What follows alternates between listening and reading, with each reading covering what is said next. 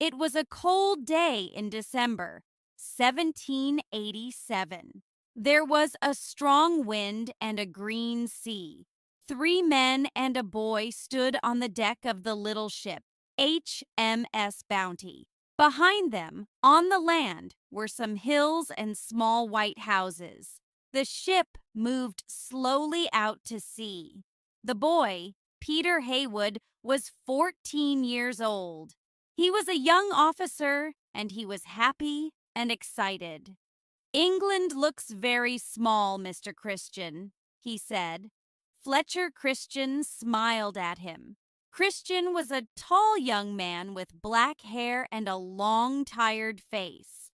"England is small," he said, "but we're going to some much smaller islands. Tahiti, the Friendly Islands. They're small, but they're very warm and beautiful." A sailor, John Adams, laughed. "That's right, Mr. Christian, sir," he said. "Good food, warm sun, blue skies, and hot, beautiful women, too. I want—" "Be quiet, man," someone shouted. Christian and Haywood looked behind them. They saw the captain, William Bligh. He was a small man with brown hair. Christian knew Bligh well. They were friends. But Bligh was a captain now, so things were different. The Bounty was his first ship, and it was very important to him. "Don't talk about women on my ship, Adams," he said angrily. "Be quiet and sail this ship. Do you hear?" "Yes, sir," said Adams quietly. "Now, listen to me, Mr. Christian, and you too, Mr. Haywood." Bligh stood very near them, but he didn't speak quietly. All the sailors could hear him. "I'm the captain of this ship, remember that. We're going 30,000 kilometers through bad weather and very bad seas, and I don't want any accidents. You are officers, so you don't talk to sailors about women or drink or anything. You must work hard, and your sailors must work hard too. Do you understand me, Mr. Christian?" "Yes, sir," said Christian, but he didn't look happy. "Good. And you, Mr. Haywood?" "Yes, sir." The boy looked at Bligh, afraid. Then Bligh smiled. "Is this your first time at sea, boy?" "Yes, sir." "Well, you must work hard and listen to me. One day, perhaps, you can be a captain, too. Would you like that?" "Yes, sir, of course." Peter Haywood smiled. "Right then, Mr. Christian. Look at those men there. They aren't working. Run and talk to them, quickly." Bligh smiled again at Haywood. "In a happy ship, the men must work hard, but the officers must work harder. Do you understand, boy?" The Bounty sailed south across the Atlantic. For 10 days they were in a storm near Cape Horn, but they could not sail west because of the strong west wind. So they sailed east to South Africa, Tasmania, and Tahiti. There were 33 sailors on the Bounty and 11 officers. Bligh was the captain, Christian was his second officer. The ship was often wet and cold, but no one was ill. Once Bligh gave the sailors some apples, but they would not eat them because they were old and bad. Bligh was very angry.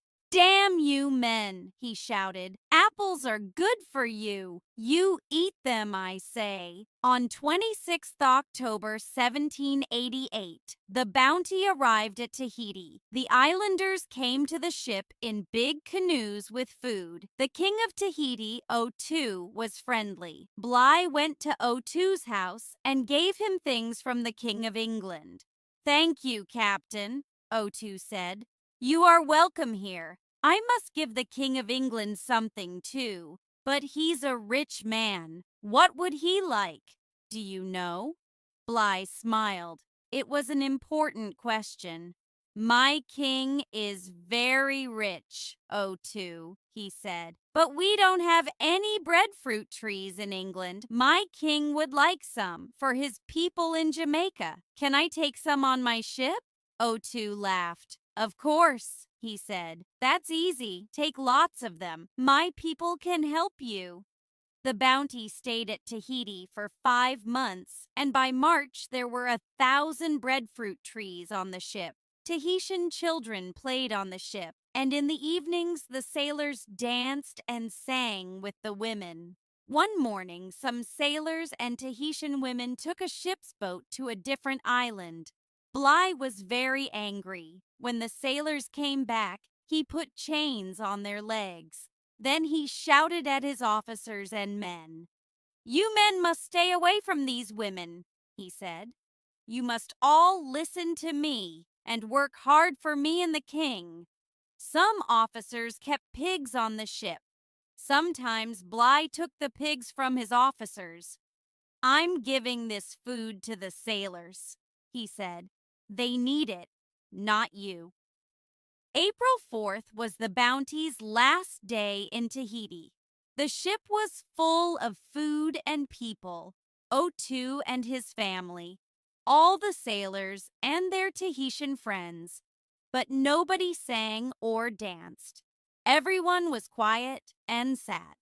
Peter Heywood saw John Adams with a Tahitian woman.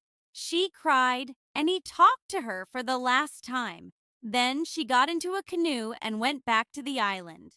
Peter stood near him, sadly. The sun went down in the west. "Mr. Christian?" shouted Captain Bligh. "Are all the Tahitians off the ship?" "Yes, sir," Christian answered. "Good. Then we sail for Jamaica and then back to Old England." He looked at Peter. "Don't stand there, boy. Get to work. Look at all our beautiful breadfruit trees. King George is going to be very happy about them." On the evening of the 26th of April, Adams saw Bligh on deck.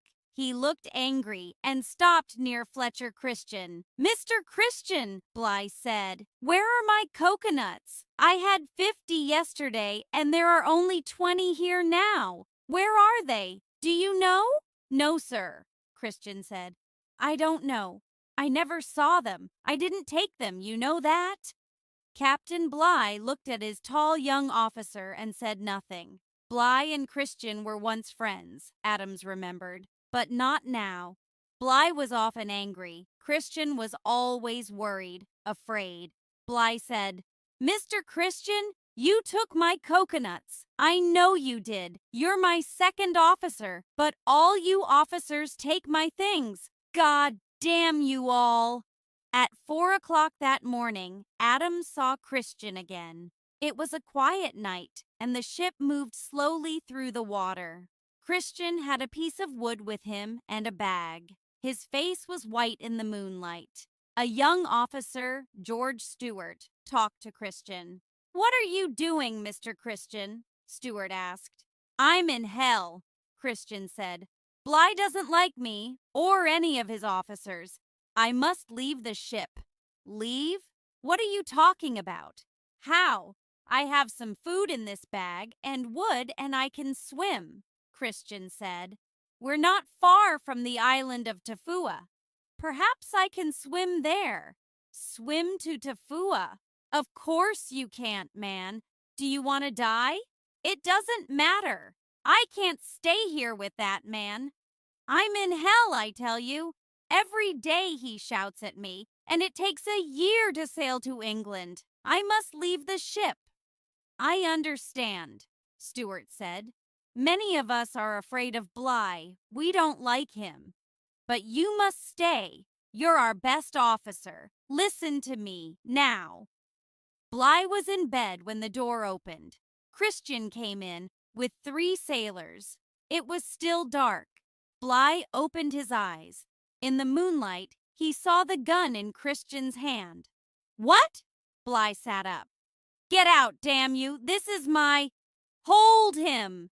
Christian said. The sailors put Bligh's arms behind his back, and Christian tied them with a rope. "Now, sir, come with us."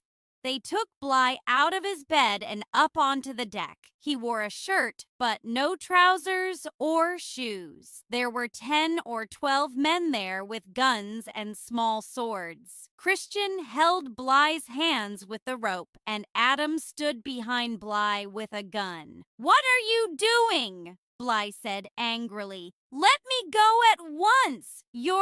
Be quiet," Adam said. "Listen to Mr. Christian." "But I'm the captain." "Not now. This is our ship now," Christian said. "Adams, put the launch in the water." The launch was a small boat, 7 meters long. Adams put it in the water next to the ship. "Right," Christian said. "Thank you, Adams. You stay with me." Christian looked at some other sailors. He didn't like them. "You men," he said, "get into that boat. Quickly now." "No," Bly shouted. "All of you stay on this ship. Help me now." He began to run, but Christian held the rope and Adams held a knife to his neck. "Do that again, Captain Bly, and you're a dead man," he said quietly. At the front of the ship, Peter Haywood came up on deck. "What's happening?" he asked. He was afraid. "Be quiet, Peter," Christian said. "You stay there. Get into the launch, you men," he shouted. "I told you." Slowly, 18 sailors got into the launch. Then Christian took Bly to the side of the ship. "Now you, Captain," he said. "Over the side." 2 men carried Bly over the side of the ship. Then the sailors threw some bread into the launch with a barrel of water, a little meat, bottles of rum and wine, some rope and sails, and some of the captain's books. "You see, we aren't going to kill you," Christian said. "You can live on that for a week or 2. "But why are you doing this, Christian?" Bly shouted angrily. "I'm your captain and your friend." "No, you're not. Not now," Christian said. "Don't you understand? I'm in hell with you here on this ship."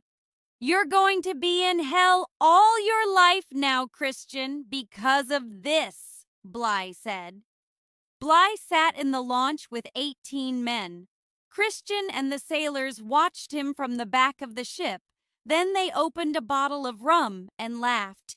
"England is that way, Captain Bly," one of the sailors said. 30,000 kilometers to the north." "Forget England, my friend," Adam said. "I'm thinking about Tahiti and those beautiful women. We're going to be happy now. On Tahiti with Mr. Christian." Christian looked at Adams for a minute, but he didn't smile. His face, in the early morning sun, was white and cold.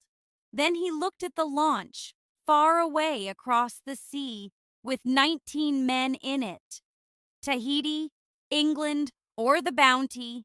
It doesn't matter, John," he said. "I'm going to live and die in hell." The launch was 7 meters long, and there were 19 men in it. Captain Bly sat at the back of the launch and looked at his men. The sides of the launch were only 10 centimeters above the sea. "Mr. Hall, look at our food, please," Bly said. "Yes, sir."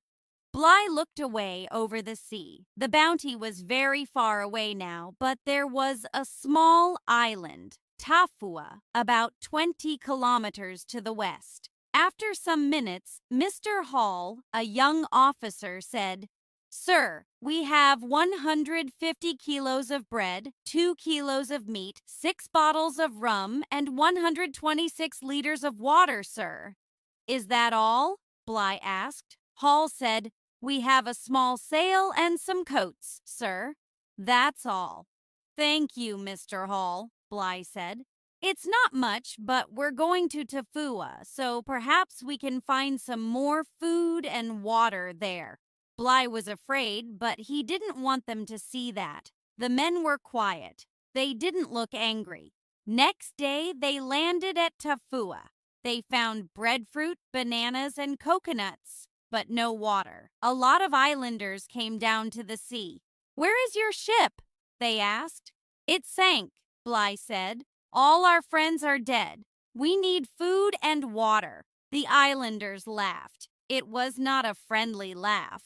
They talked quietly. More men came. Soon there were nearly 100. They began to pick up stones. "Get back into the boat," Bly said. "Quickly now!" But the islanders killed one man with stones. When the launch went out to sea, the islanders came after it in their canoes. They threw stones at the sailors. "Throw the coats into the sea," Bly said. "Quick!"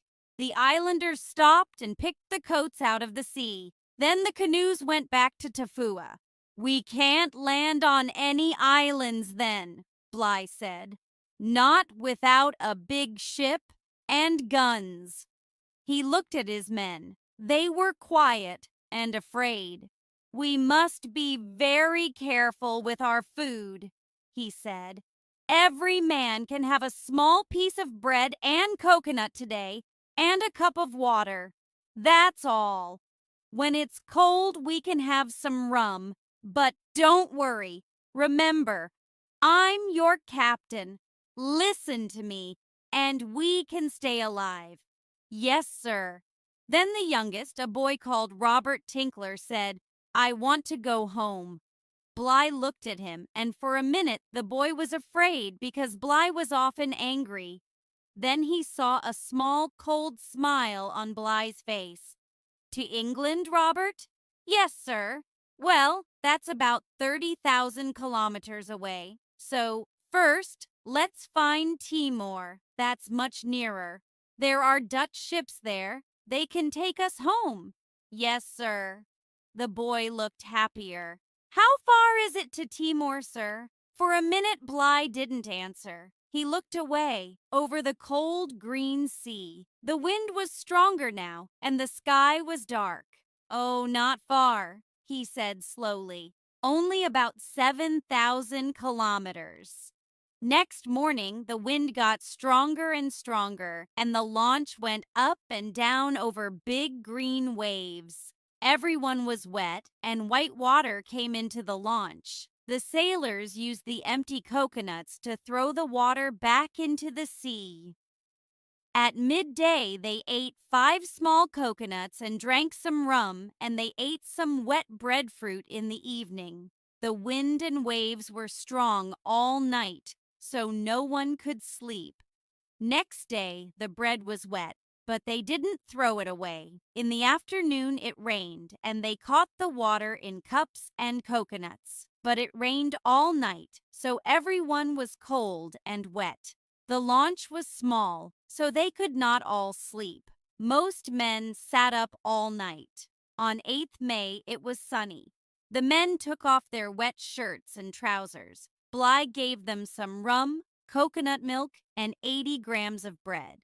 Often he talked about New Guinea, Australia, and Timor.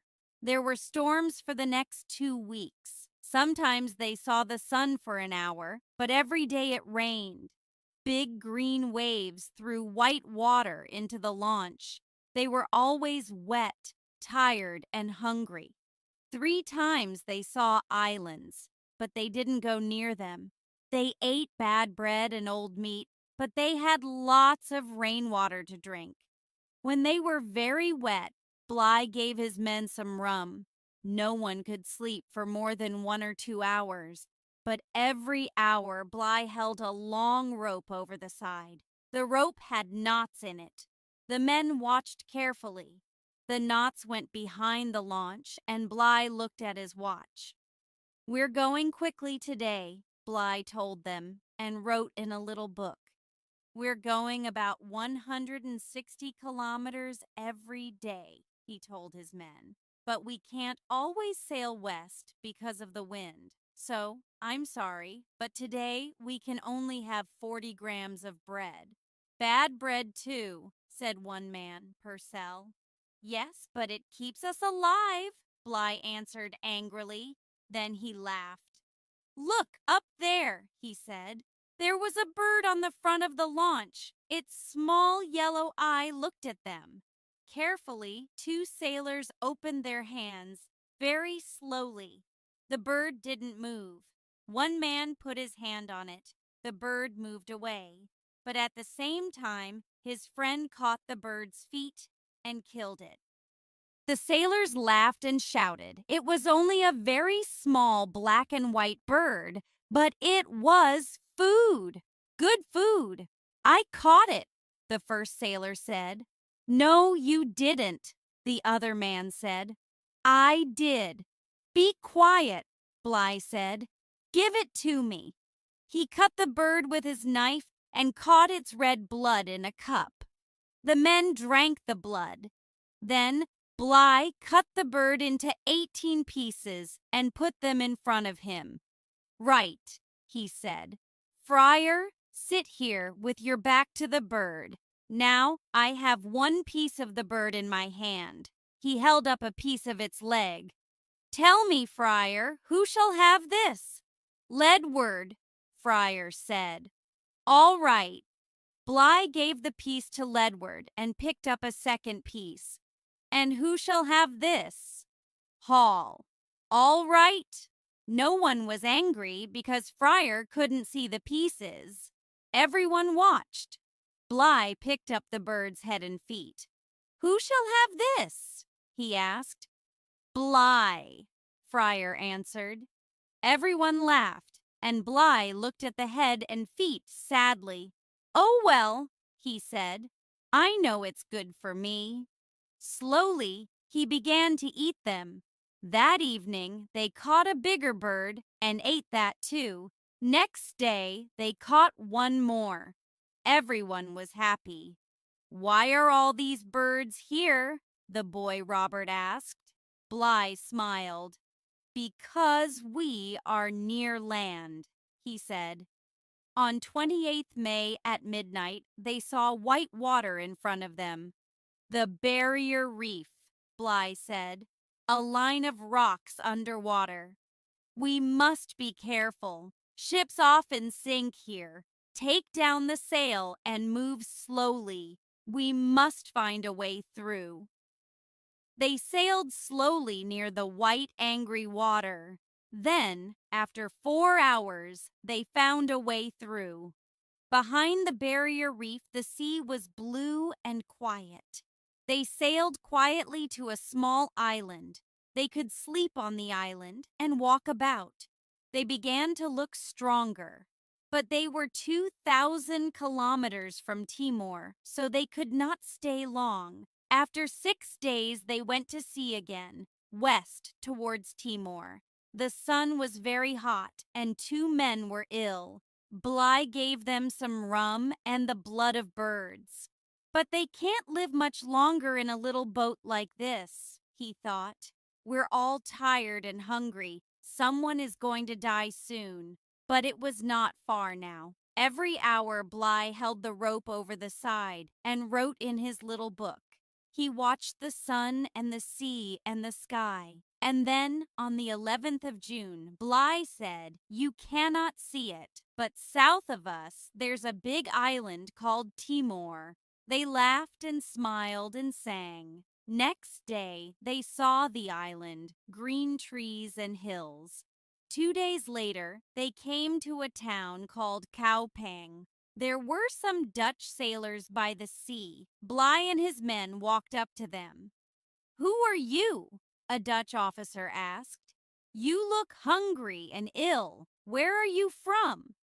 I'm Captain William Bly of the English ship HMS Bounty. These men are English sailors. We left Tafua 41 days ago.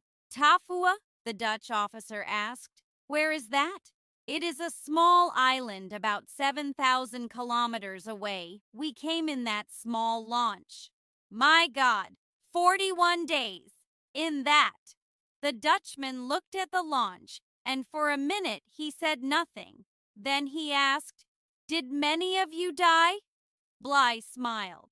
Oh no, only one. And the islanders on Tafua killed him. 17 men left Tafua with me, and 17 men are here now, alive.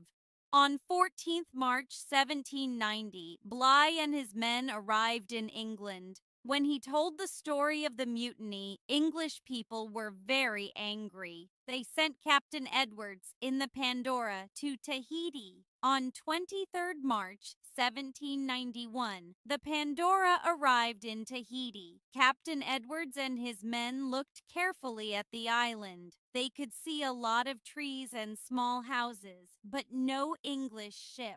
Then a small canoe came out to the Pandora. The three men in the canoe shouted and smiled. "I think they're Englishmen, sir," a sailor said. "All right," Captain Edwards said. "They can come on the ship. Perhaps they can tell us something." The three men were brown and strong, but they wore English sailors' hats and trousers.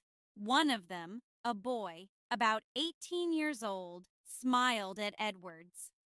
"Good morning, sir. My name is Peter Haywood. I'm a young officer from the Bounty. This is Mr. Stewart and Joseph Coleman, a sailor." "Yes, I see," said Edwards. "Three of you? Where are your friends? Where is Mr. Christian and the Bounty?" Haywood looked worried. "Mr. Christian, he sailed away in the Bounty, sir, a year ago, I think, but we didn't go with them. We waited for you. We aren't afraid." "I see," Edward said. He looked at them carefully. "All right then, tell me your story. What happened after Christian put Captain Bligh in the launch?" "Well, sir," Haywood said, "we threw the breadfruit trees into the sea and sailed here to Tahiti. Otu, the king of Tahiti, was good to us, and a lot of men wanted to stay here. But Mr. Christian was afraid. 'We can't stay here,' he said, 'because a ship is going to come from England.' So Otu gave us a lot of pigs and goats and food, and we sailed to a different island, Tubuai.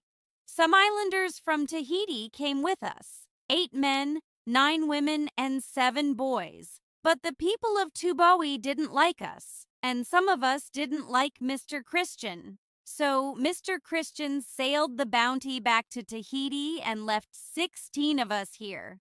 "And then?" Captain Edwards was excited. "What did Mr. Christian do?" he asked. "He sailed away in the Bounty, sir." "I see. And how many men went with him?" "9 sailors, I think, sir.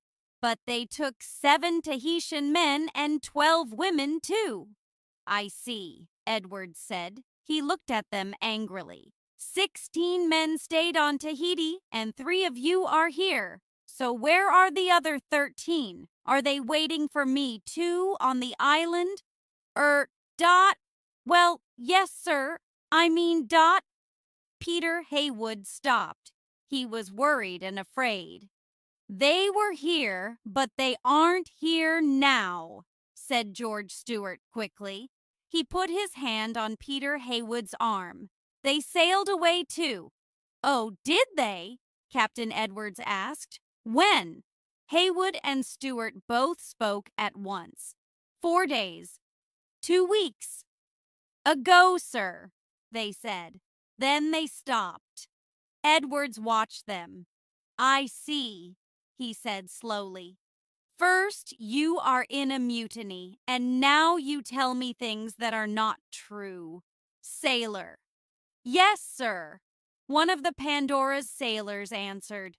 "Put these 3 men in chains. They are prisoners."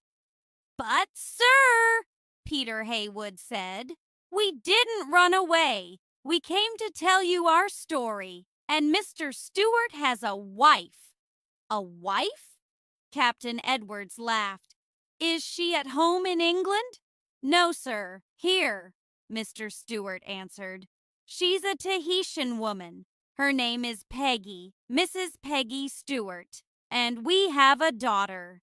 Edwards laughed again. "A Tahitian woman. I'm sorry for her, but don't worry. She can come on the ship and see you in your new prison. Look behind you. We have a wonderful prison for you and your friends. Look." The 3 sailors looked behind them.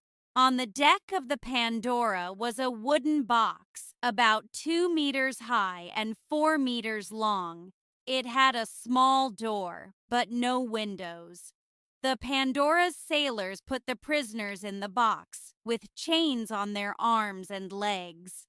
Captain Edwards laughed. "There, are you happy now? You can stay there, all the way to England." "But my wife, my little daughter," Stuart said. The door closed in his face. "We didn't put Bligh in the launch, Christian did. We came to tell you everything." Edwards laughed, and Peter Heywood said nothing. Captain Edwards caught 11 more men and put them in the Pandora's box, too. Their Tahitian wives and children came onto the Pandora and cried, but Captain Edwards didn't open the door. For 3 months, the Pandora sailed to different islands, and the prisoners stayed in the box. But Edwards couldn't find Christian or the bounty, and so he began to sail home. Near Australia, the Pandora hit the barrier reef. Water came into the ship, and the sailors couldn't stop it. After 12 hours, Captain Edwards said, "We must leave the ship. Get into the boats, men." The prisoners could hear the noise outside, and water came in through the door. Captain Edwards took 3 prisoners out, but then he closed the door. "What about us?" Peter Heywood shouted. "Please, Captain, open the door. Why are you leaving us in here?" "Be quiet, boy," said Captain Edwards. "We're working hard now. The ship is sinking, but we're going to die. We can't move," George Stewart shouted. "Open the door." But Edwards closed the door, and no one helped them. Outside, the first sailors got into the boats and rowed away. Inside the box, the prisoners hit the walls and shouted, but they couldn't move because of the chains. After an hour, a sailor opened the door and helped them out of their chains. But there was very little time. All of them got their legs free, but some couldn't get their arms free. Peter Heywood was nearly the last man to get out. In the sea, he held on to some wood. He saw George Stewart and 4 other prisoners. They couldn't swim because of the chains on their arms. "Help me, Peter," Stewart called. But the sea took Stewart away. Peter Heywood never saw his friend again. Peter Heywood landed on a small island with some prisoners, Captain Edwards and the Pandora's sailors. They had 4 boats, but only 1 small barrel of water and some bread. Like Captain Bligh, they sailed to the Dutch island of Timor. Then a Dutch ship took them to England. They arrived on the 19th of June, 1792. Peter Heywood looked across the water at the green hills and small houses. "Home," he said quietly to a Dutch sailor. "England is very beautiful, you know. I left here 5 years ago." "Are you going to see your family?" the Dutchman asked. "Not yet," Peter answered. "I must go to my trial first, and the punishment for mutiny, you know." He stopped. The wind moved his brown hair. The Dutchman put a hand on his arm. "I know, Peter," he said sadly. "The punishment for mutiny is death." There were 9 captains at the trial. Peter Heywood stood in front of them and talked about the night of the mutiny. "It was 4 years ago," he said. "I was a young officer, 15 years old. When I came up on deck, Captain Bligh was Mr. Christian's prisoner. How could I help him? I didn't have a sword or a gun. Mr. Christian put Captain Bligh and 18 men into the launch. One of the 9 captains asked, 'Did you try to help Captain Bligh, Mr. Heywood?' 'No, sir, I couldn't. Christian and his men had swords and guns. I had nothing.' A different captain asked, 'Did Mr. Christian do the right thing then? What do you think?' 'No, sir, of course not.' 'But you didn't get into the launch with Captain Bligh. Why not?' 'I couldn't, sir. It was full. There were 19 men in it. It nearly sank without me. Did you say anything to Captain Bligh? No, sir, I didn't. Some men did, but not me. So, Mr. Haywood, you were an officer on the Bounty, and you saw this mutiny, but you did nothing. You just stood and watched. Is that right? Yes, sir. Peter Haywood was afraid now. I was very young then, sir. You were an officer. An officer must always help his captain. Wait there. The 9 captains walked out of the room. Peter waited for a long time. His mother and sister were with him, but he felt afraid. Then the captains came back, and the oldest captain said, Peter Haywood, because you did not help Captain Bligh, we say you helped the mutiny. And there is only one punishment for mutiny: death. Do you understand? Peter's face was white and he felt ill, but he said quietly, Yes, sir. I understand. 2 days later, he saw the oldest captain again.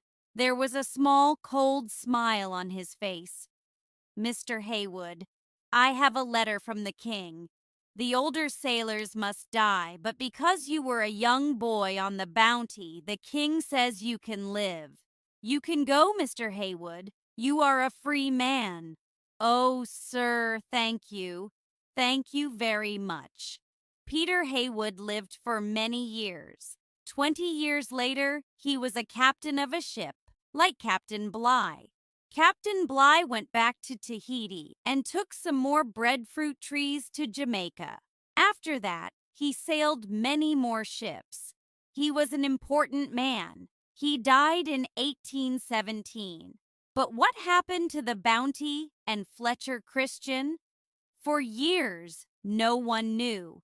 Then, 20 years after the mutiny, in 1809, an American ship, the Topaz, visited a small island called Pitcairn. When the captain of the Topaz came home, he had an interesting story. And 5 years after that, in 1814, 2 British ships, the Briton and the Tagus, arrived. Pitcairn was a small island with nowhere good for ships to land.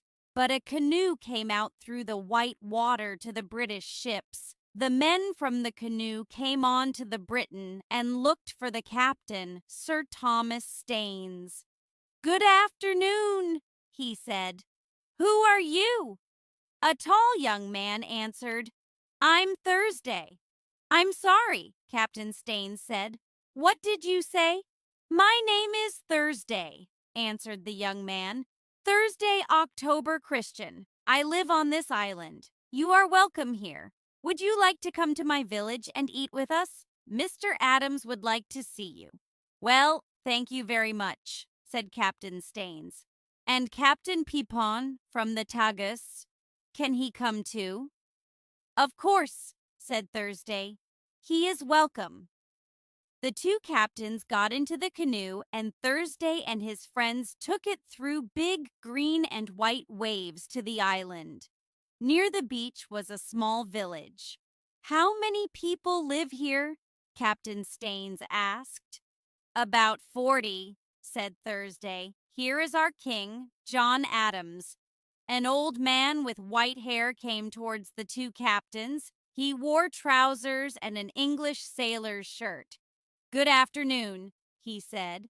"My name is John Adams of HMS Bounty. Welcome to Pitcairn Island." Some old women gave the captains wonderful food, and John Adams told them his story. When the Bounty left Tahiti, Christian was very worried. "A ship is going to come from England," he said. "They want to kill me. They must never find us." So when we landed here, we took all the pigs and goats and burned the Bounty. We stood by the sea and watched. Then we made our village. But Christian was always worried and afraid, and it was difficult to live here. The Tahitian men didn't like the English sailors. There were 10 English men, 7 Tahitian men, and 12 Tahitian women. When Christian took the wife of one of the Tahitian men, The Tahitian man killed him. Then the Tahitian men killed most of the Englishmen. They nearly killed me. But the women stopped them. The women killed the Tahitian men. After that, there was one man alive on the island, me.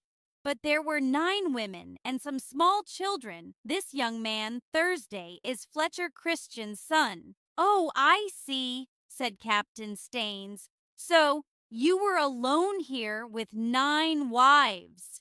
John Adams smiled. He looked a tired but happy man. The old women near him smiled too. Well, yes, sir, he said, but I'm a good husband to them and a good father to all these children. And of course, now that these boys are men, they have wives too. Do you all speak English? Captain Peepon asked. Yes, sir, English and Tahitian too. We have our pigs and goats and coconut trees, and we think about God every day, sir. You are very happy, Captain Staines said. We are, sir, John Adams said. All of us. But he stood up slowly. I know why you are here. You are going to take me to England with you. I must die there. Captain Staines looked at him. The Pitcairn Islanders looked very sad, and some of the women began to cry. What do you mean, man? Captain Staines asked. Well, Captain, I was in the mutiny against Captain Bligh. It was a long time ago, but I did it. I must take my punishment. But, my God!